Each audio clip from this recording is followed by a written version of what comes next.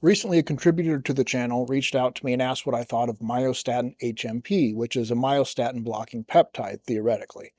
And they said that they had purchased some, used it, and as you can see here, they actually got some can't hold glycogen, down 5 pounds, can't sleep, da da da da. So they were experiencing like more catabolic effects from it.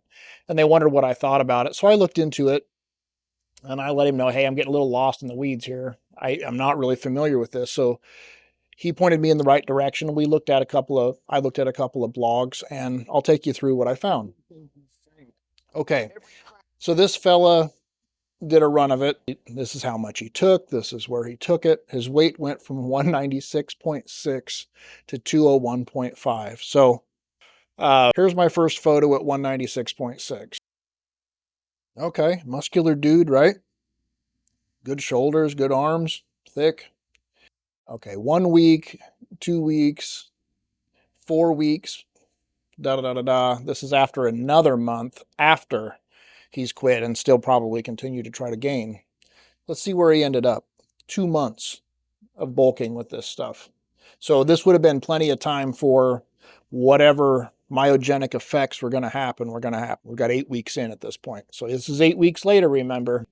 Let's see how much of it looks like it's muscle. Oh. Soft pecs, soft belly. Thighs look rounder, but they're softer. We seeing this? Maybe, is it just me? Definitely put on some in the belly. Definitely lost some definition in the thighs. This is just my take, but he put on 5 whole pounds in a first month, if that. And can we not put on 5 pounds of glycogen and water and make those same kind of changes? It wasn't exactly like he mutated or got harder and bigger or something like that. So I don't see it.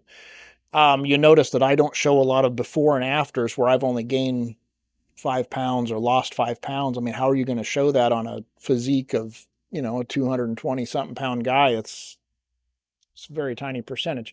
And I found articles by WADA. They did testing for it. And what they did is they grabbed 12 different samples off the black market of Myostatin HMP. So it's the myostatin blocker, right? Here we go. So recently, out of 12 tested products, only 9 actually contained the protein, the peptide.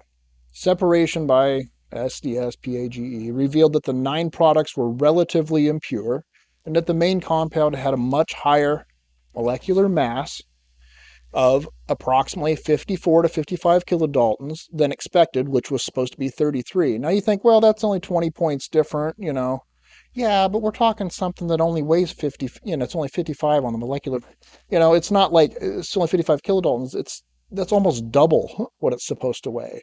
And so why was that? Further analysis showed that the elevated molecular mass was due to the presence of a full-length GST tag on the propeptide.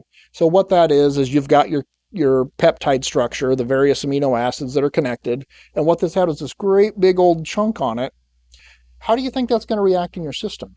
And the problem is, too, the way that the bioidentical peptide is expressed in our system. The covalent bonds, so the bonds that hold the peptide together, essentially, and the way that they're formed, are the bits that catch the myostatin, and that's what makes it a myostatin, anti-myostatin peptide, right?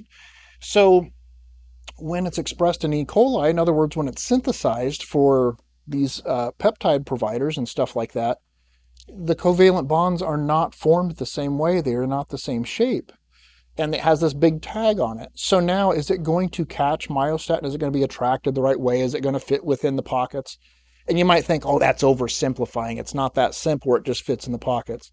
Yeah, it kind of is. And that's how some of these things work. You got to visualize how it works. For example, when I make my ecdysterone concentrate for EcdyBoost and the other products, I complex it in hydroxypropyl beta cyclodextrin, which has a C cavity. And that's actually part of the way that it does its work, is that it has a big opening to hold lower molecular weight compounds. And so it forms this cavity, or it forms over another compound, and it increases the water solubility of it because the cyclodextrin itself is very water soluble. So that holds everything in solution. And that's why it's more absorbable by our bodies. It's a Trojan horse effect, right? So in this case, it's like the reverse Trojan horse. We want these going through our body, collecting myostatin, and then, crapping it out, destroying it, getting on with it, and binding it. It's like the myostatin binding peptide in a sense. But the problem is when it's synthesized, it doesn't act the same way in the body, and it's plain as day. A lot of times, like with IGF-1, difference between receptor grade and media grade is the covalent bonds. It's how they're formed. If it's expressed in E. coli, it's a lot closer in this case with IGF-1, not this other, to are bioidentical, and it reacts very much the same way. But when it's, media grade and it's fully synthesized, it's not formed the same way. All the peptides are there, all the proteins are there, the amino acids are in order and so forth and so on, but the bonds between them are different, and therefore it acts differently. What's on the market apparently is only 75% of it is real according to their testing, and of what is real, the molecular weight is off, the covalent bonds are off, and the way that it functions is off. So that's as best as I can tell on Myostatin HMP, and whether it's any good or not, not right now, or at least not what's on the market. And this is WADA, so they're actually spending the money to do the proper testing that I would never have the money to do or the resources to do. So I'm going to go with what they're saying on this. If you've had different experiences, I will never discount somebody's experiences if they're somewhat verifiable, if it's believable. Unfortunately, these blogs I've seen are a lot like this. It's somebody bulked up a few pounds and thought, oh, wow, my stuff's really working. Well, hey, if that feels good and you're making progress and you're happy about it, all right. But I feel like it's another magic feather. So that's my take.